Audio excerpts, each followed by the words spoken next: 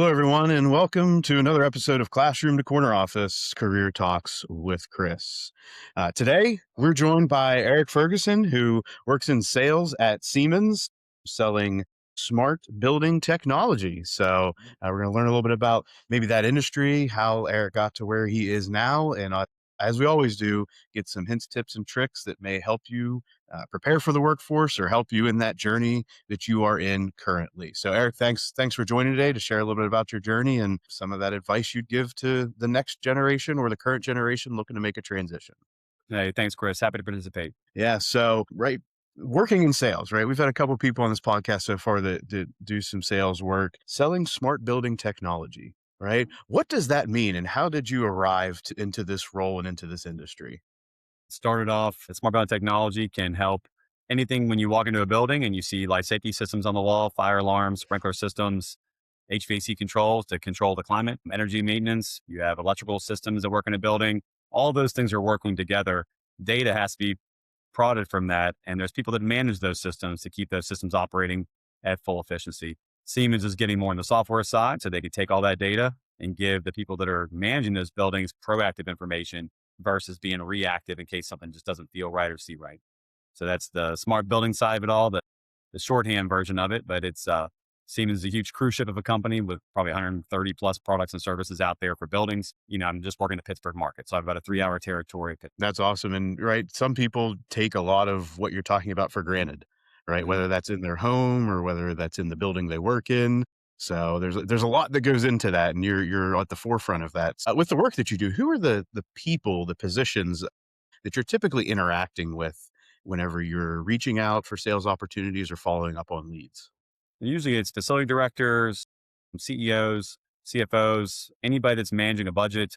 Depends on who, if they farm out this kind of work for maybe a property management group, maybe the one reaching out to me on behalf of the building owner because they're more concerned with just leasing out, say, condos of the building or apartments of the building. So just whoever's making the decisions on, annual test and inspection of their fire systems code related. So someone's checking up on somebody there from the local city side, where does the third party being contracted in to facilitate that inspection? But those are usually the terms of people that I deal with, at least at the initial level. At some point, I'll either present or explain, budgetary issues to someone in finance and someone who's going to sign a check.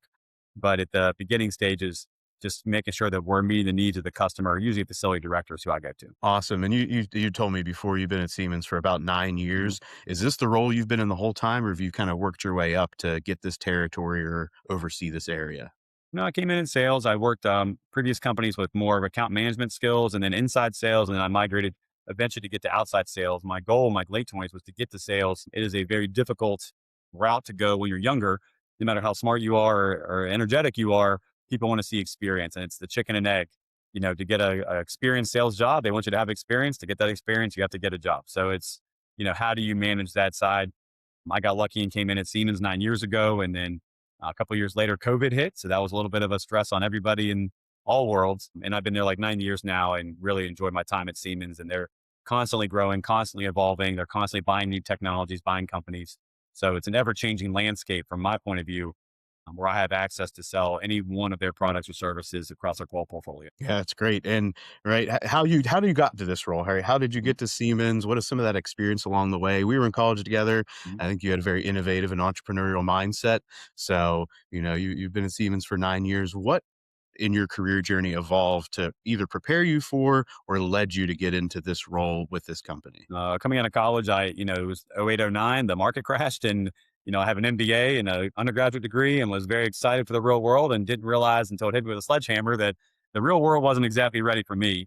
It was very difficult to find work. And even in a city the size of Pittsburgh, coming out of Wheeling, I moved it just an hour away.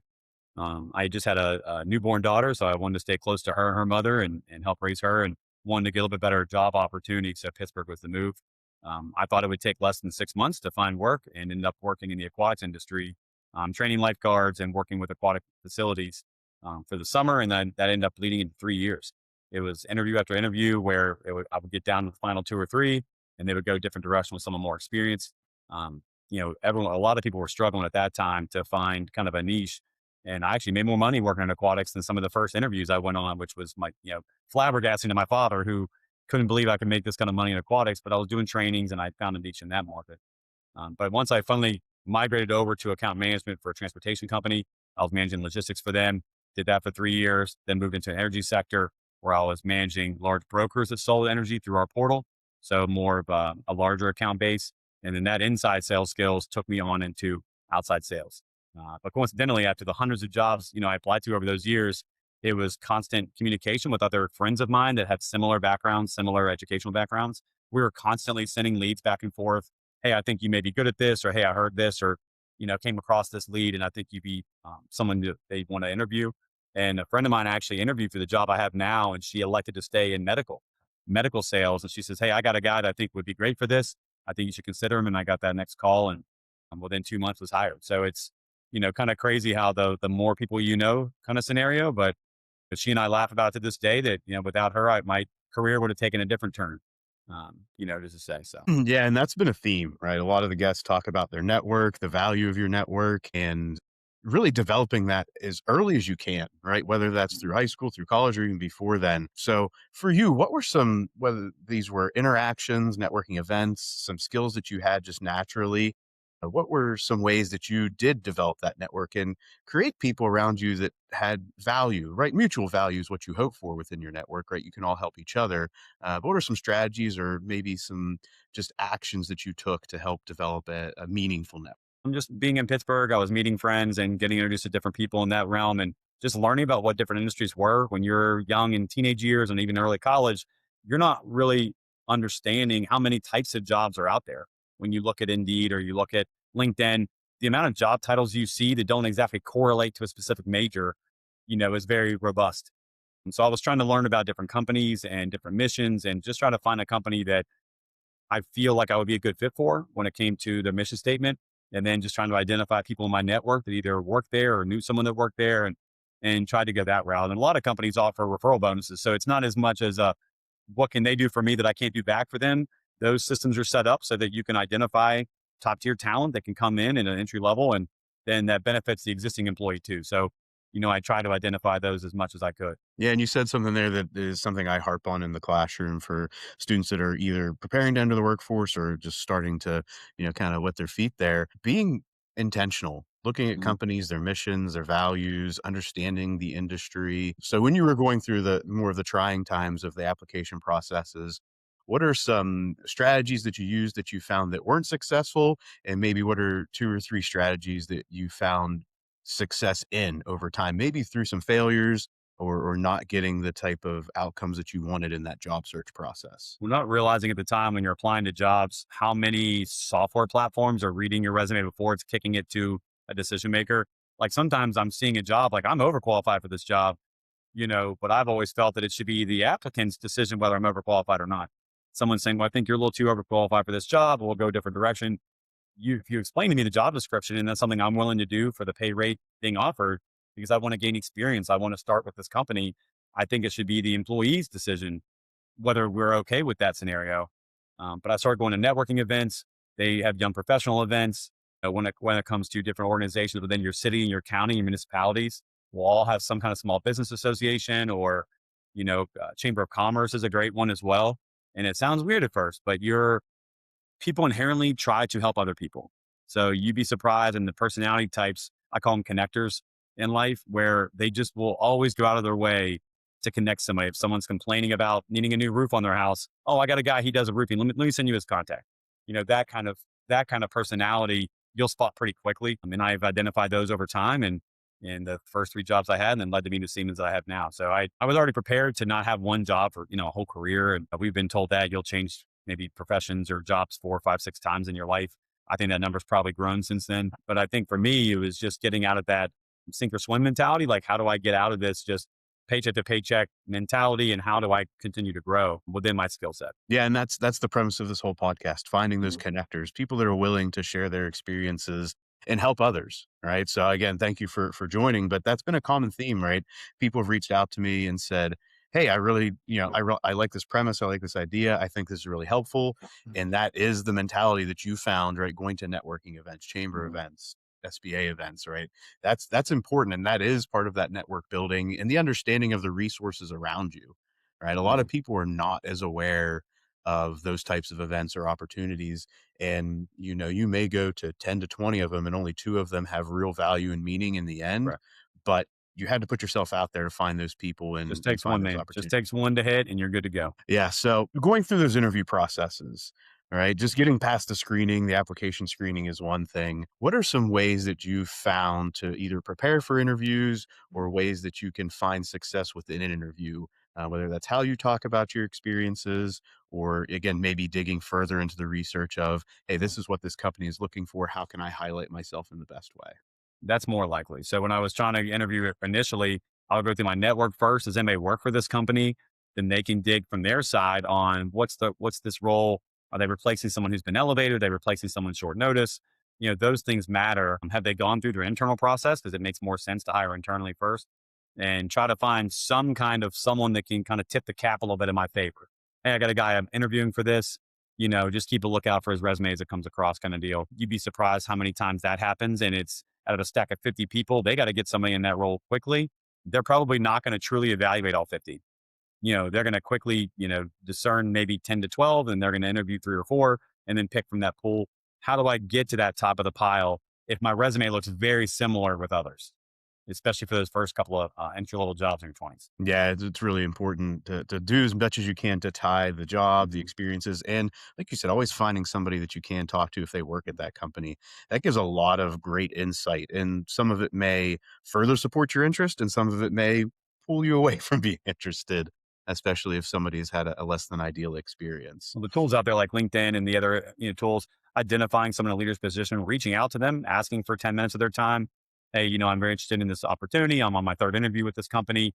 You know, I see you've been with the company 20 years. Just what's a quality that you've liked that's kept you here for 20 years? Because that's kind of how all my career trajectory to go. You'd be surprised how many people in those leadership positions, they can carve out 15 minutes. They're not going to give you possibly 2 hours. They're not going to hold your hand right to the interview door, but that's those kind of things I think show a lot of good faith that you're not just there looking for a job, but looking for the job.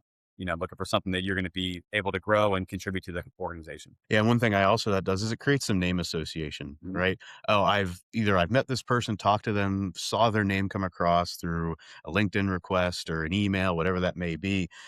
Just having some level of recognition of who you are at least creates familiarity with you if you're going through these application process. And I think that's an untapped strategy to maybe just get you, even if it's an eighth of a step up, right? Right. You're looking for every edge that you can in application and interview processes. So that's a And good anymore, strategy the in my opinion. application and interview process, it'll be a hiring manager at first, and then they may pull someone from the team that you're about to work on.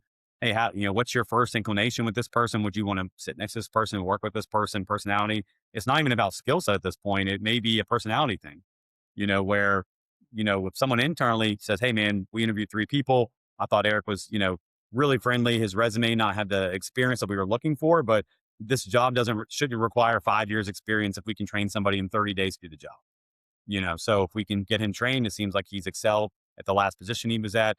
I think we could work next together. I think he would be a great attribute for the organization. That's the image you're trying to project when you go to this kind of interviews. And the more rounds, the better. Some people get frustrated by that.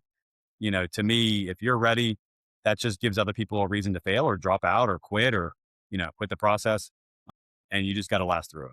Yeah, and obviously a lot of this you've developed throughout your career, especially early in that Mhm. career, whatever you were, trying to find those fits and find those roles. And we talked a little bit before we started about what does college workforce preparation look like? You had maybe not as much as you would have expected, or maybe didn't realize you needed as much of that development or preparation as you needed. What, in your estimation, are one or two strategies, items, things that a college student listening right now can either take advantage of an opportunity that's available to them or needs to maybe seek out to prepare themselves for that next step, right? Once you walk across that stage, life Mhm. doesn't wait for you. You got to make it happen. So, You're what are already some 6 things months that, behind. If you're waiting till graduation to be making the move, but I was in that boat. I graduated and I got good grades and I went to grad school immediately and, continued to excel and got my MBA in a shorter time frame. With my daughter being born, I went to a great advisor with Dr. Youngkins and said, "Hey man, I got to get out of class, quicker. I need to get in the workforce.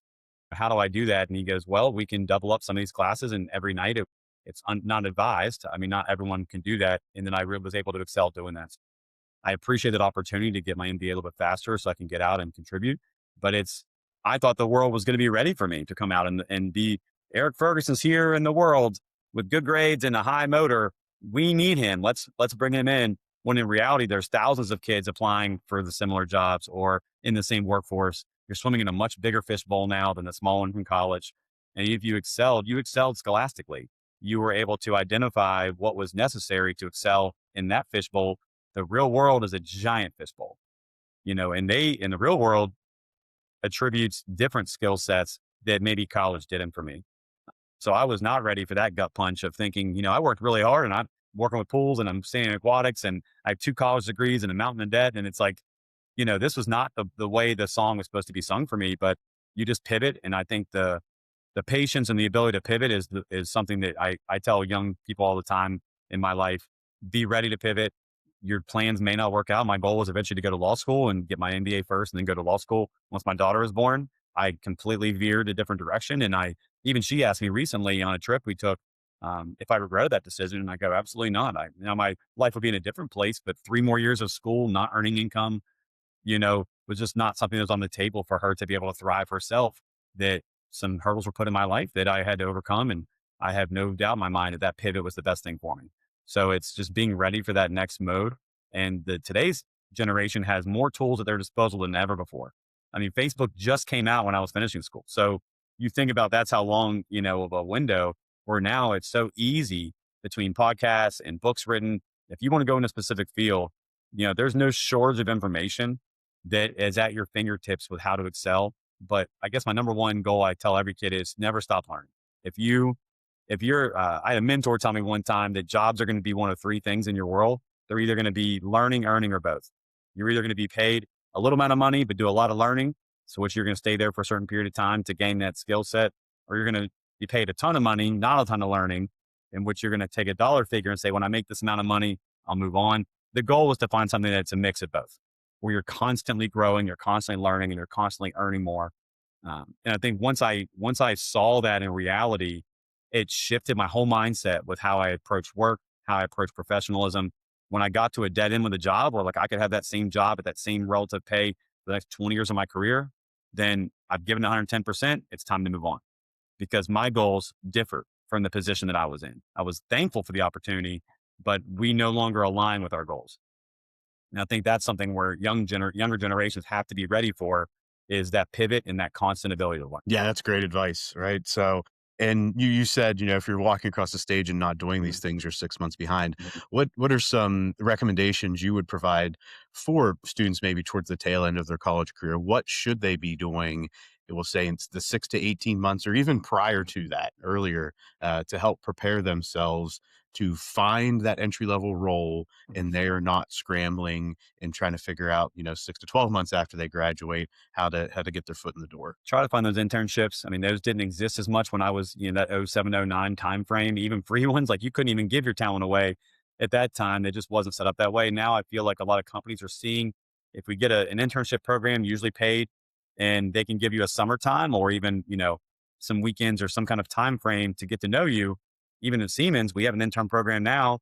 And if we like you enough in the summertime, we're going to offer you a job right out of school. And, so that's the pipeline that because the cost of acquiring a new employee is becoming so economically ineffective that these internship programs, I think, are going to be more and more robust out there. They could be competitive, but identify companies, even if you don't think it's a forever company for you, your job that first couple of years out of school is to gain experience in something.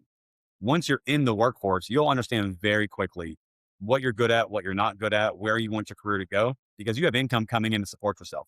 Early on, if you're just working at restaurants or bars or more hourly wage jobs, your goal that moment is to continue treading water till the next thing comes. You're not really focused on career trajectory, and I was in that trap for 3 years and it took, tremendous amount of time to break that cycle.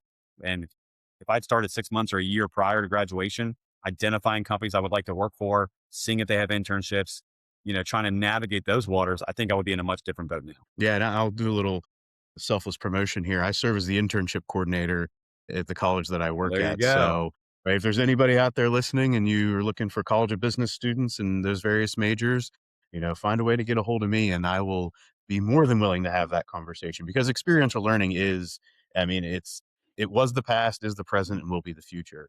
Finding opportunities for students to really it's figuring out how to exist in the workforce, right? The amount of skills that you're going to fully develop is going to be minimal, but Mhm. you're going to realize these are the things that I need to focus on in order to be successful when I get into that And full-time not just role. your own individual skills, but the type of leaders you want to work with. I've had good managers, I've had bad managers. My leadership at Siemens now is fantastic. It's taken me 20 years to get to professionalism, to an organization that had all those together. But I've had leadership over the years that I really still respect and admire and would recommend to anybody. And I think when you understand what a good and bad leader can be in your life and how it can change the trajectory of your career, that's just as important to me as my internal skills that I'm gaining for myself. Seeing how those above me or more long-standing at a company have gotten to their positions helps you kind of read the tea leaves, if you will, or see how the dominoes can line up. Yeah, and when you've been in interview processes or maybe interviewing people or having conversations, in how much in the forefront of your mind is how interested am I in working for this Right. person? And while that may be a shorter interaction, there's still a lot of value in considering, is this somebody I would want to be with most days or every day? Correct. And I think that comes with the preparation for the interview is what questions to ask. You're just so anxious as a young person to get a job. You're just sitting there eager, right? You're just answering the questions as they come and you're getting the next question. And how did I do? Do they like me? When in reality, you got to think about this as a give and take. Yes, they're in a little bit more of a power position because they hold the cards and they're going to be able to pay you to do a job. But it's also somewhere that you're going to be spending 8+ hours a day, possibly years of your life, asking poignant questions of what your day to day life is like. Are you more remote? Are you flex work? Are you in the office? Are you working part of a team on group projects? Will you be working more individualistic? These are kind of sugar coated or even, standard questions that I think a lot of younger people are not asking because they just want to get that first job. Like, I just want this job. I don't care what it is. I'll do anything. We've been trained as a society. I'll work in a mailroom. I'll do the grunt work. But in reality, that's a great mentality to have, but you still need to have an understanding of what your day to day life is going to look like for your own mental sanity and stress level. So many people are leaving jobs because they're just overworked, overstressed. They feel trapped. It's really hurting their mental health and emotional health that maybe could have been foregone had they asked a few different questions in the interview process. Yeah, and with entering the workforce, we'll say new entrants to the workforce, so Mhm. college grads or people that are re-entering maybe after a bit of a delay. What are some ways that those people can stand out? Right, it's some of it is just showing up, and we talked about that a little bit. Right. But what are some ways, in maybe that first 6 to 18 months or 6 months to 2 years, that put you in a position where people are going to notice, hey, this person's they're getting it done, right? And there may be somebody that is kind of marked as, we want to keep this person and we want to consider how we can develop them to elevate within a company The structure. low hanging fruit is always committees. Hop on a committee, whether it be I worked at a company with direct energy. They had food days every month.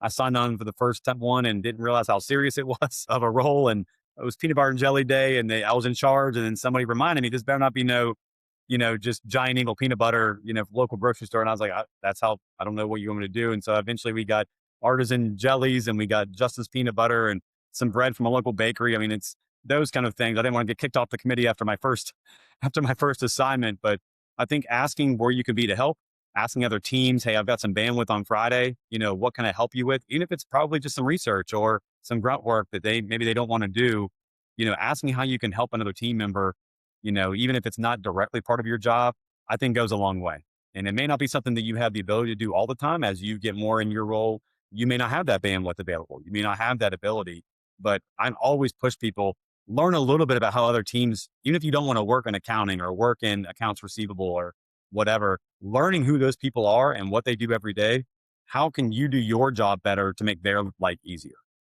is always a big one for me as well. So I think just volunteering for stuff, you'd be surprised, especially if you live in a city and you're not living in a suburb and you're around more, you can take on more things. And especially young, single, no kids, you're able to have more time available after hours to maybe host out of town employees that come in or staying in a local hotel. Maybe you're the one that offers to take them to dinner and pick a local spot, that kind of thing, to network that way.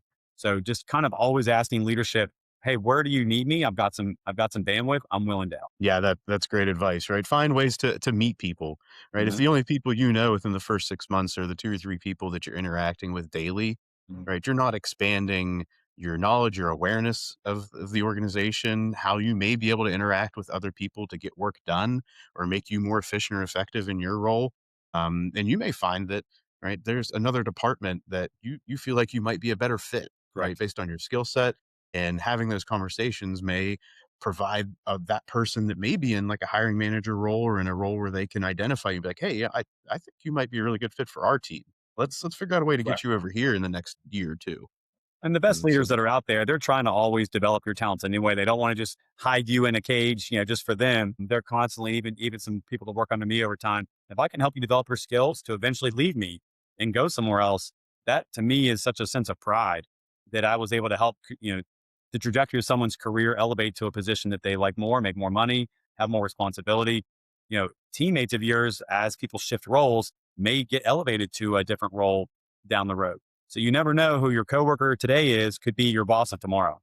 And I think when they recognize their experience with you, you always want to make sure it's a positive one and a helpful one. And that's low hanging fruit. Volunteering for stuff and asking for help, that's easy stuff. That's just a personality trait versus a technical skill. yeah. And as we're kind of getting towards the end here, I want to give you the opportunity to really kind of maybe conclude and wrap this up in a way that just identifies what are those two or three bits of information or tips that you would provide to anybody listening right now that you think will help them either elevate, propel their career to the next step, or to find maybe those first rungs in the ladder to their career trajectory and their career journey. I think for me, coming out of college, I was more of an entrepreneur. I was selling t-shirts. I was teaching lifeguarding, started a couple small companies over time, eventually ran college bar crawls. I mean, I always tried to find a niche where there was a missing gap that I could fill. And at that point in time, I learned quickly how asking questions can always lead to the next answer. I never assumed I knew it all, even when I felt like I maybe did. I always knew there was information that I could always get better at. I wanted to take that as I got older and got more serious in the professional world. And I think that's really suited me. So I would push any young person going out for a new job now is to write questions down, be prepared, and treat it like it's a job in itself. The amount of time people spend trying to identify companies and get to that job. These job markets are very competitive. And when you have Glassdoor and you have LinkedIn and you have Indeed and you have all these tools that are out there, reference those tools and really formulate the type of company that you want to work for and identifying people that work there that can help you get there. So I think for me, taking the strengths that you already have and realize that wherever your weaknesses are, try to turn those into strengths as well. I'm constantly reading, I'm constantly researching, I'm constantly learning about other friends' careers and jobs, and you never know what company could be a better fit down the road, what skills, and you may know someone that could be a good fit. I have friends all the time asking, man, we just had a guy, we just had to let somebody go or they left and moved and, we're under tremendous pressure. I'm like, man, my buddy's in that same industry and he's been looking for work for 2 months. Let me connect you guys and see if maybe there's a good fit there. So I think that's the big one is constant networking, even when it's not so much transactional, it's just making yourself known out there. And you'd be surprised how many connections can really come from that down the road. Yeah, both great, all great advice right there for anybody listening. Write that down, right? Van Wilder style. Write that down, Yeah, there you go. and prepare for how you can implement that into your own life, into your own career trajectory or career journey. And just knowing it's your journey. I mean, I've had many people in my life tell me this is not the path they would have taken. Even my own parents at times weren't exactly always super supportive of different ideas I had that generated income. It was legal, but it wasn't what they had dreamed for me. But at the time, I saw there was these gluts in the market, and after 17 bar calls later, and I've been teaching lifeguard classes for 22 years now. I've got 5 people working for me. It's something we do on the side to help the West Virginia, Pennsylvania communities. Is knowing that this career is yours and the train going down the tracks is one that you're driving yourself. I feel that you are in charge of that. You can't be waiting around for somebody else to tell you what direction to go next, and just kind of figure it out for your own and just ask the right questions. And all of a sudden the dominoes will start to line up and it'll start to make more sense. Yeah, 100%. Your journey is your journey, and you are the captain of that ship or the conductor of that train, and act accordingly. Even if that ship takes you from Wheeling Jesuit to West Liberty. The train takes you where it takes you. You just got to hop on and be aboard. For anybody listening that understands that rivalry and that consideration, there's your tidbit for this one. Get a good chuckle. Um, as we're getting toward the end, Eric, is there anybody along this journey, along this path, that you want to take some time to shout out, whether that's individually or whether there's teams or groups you've been a part of that you think have really helped propel you and either prepare you or put you in a position to find success? I think just starting off in college, I mean, Dr. Thomas Schott and Dr. Ed Youngkins were very influential in my life and my career trajectory, just helping me to get to that next stage and what those next dreams may be. I've had different ideas of where I thought my career would be over times, and they were always very accommodating and really selfless and whatever I asked from them. then as I got more into my workforce, I think, I really haven't had that many, I would say, like bad bosses or, toxic bosses over the years, whether it be direct energy business or American Pool Management. Hub Group was a great company to work for, and now at Siemens, with Andy Cruz, my boss now, and Cody Naldeski is my sales manager. I've really been very lucky in the last 20 years that I've had really supportive, leaders above me. Even in direct energy, my first three superiors above me were all female. And so now I'm in the construction world where it's more male dominated, that was a transition for me as well. So I think for me, I've been very lucky in that aspect, that I've had some good leaders along the way. And I would urge others, just find those good positive people and thank them as you can, and just keep helping them shine. When they help you shine, help them shine in return. That's right. Everybody love everybody and people helping people, right? Exactly. That's how we go about the world, and help make sure everybody shine. Let your light shine, right? There we Mhm. go. There's a callback for everybody that, Let that your got light that Wheeling shine. Jesuit reference. You Yeah, heard it here first. there you go. So, Eric, thank you for joining today. Share a little about your experience and some hints and some advice you would give to people either entering the workforce or looking for that transition. Appreciate it. No problem, man. Anytime anyone needs anything All in the right, and Pittsburgh if you market, are just let not me know. already, make sure that you there we go. There's the plug right there. I love it. If you're not already, make sure you follow on the socials, Classroom to Corner Office on Instagram, YouTube, Facebook, and Classroom to Corner Office Career Talks with Chris on Apple, Spotify, and anywhere you get your podcast. And make sure you tune in next time for Classroom to Corner Office Career Talks with Chris.